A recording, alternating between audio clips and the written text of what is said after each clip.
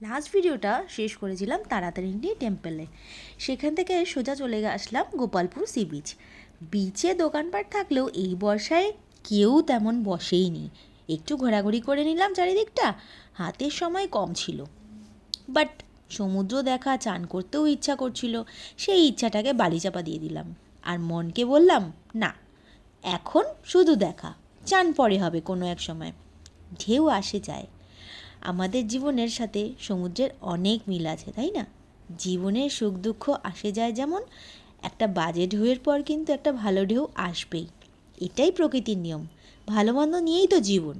দুপুরে খাবারে আমরা ডিম ভাত খেয়ে নিলাম, কারণ সময় তো পেরিয়ে যাচ্ছে। তাই আজকের মতো ভিডিওটা এইটুকুই। দেখা হচ্ছে নেক্সট ভিডিওতে। Thanks for watching. Daringbadi series কেমন লাগলো অবশ্যই জানিও। দেখা হচ্ছে নেক্সট ভিডিওতে। টাটা।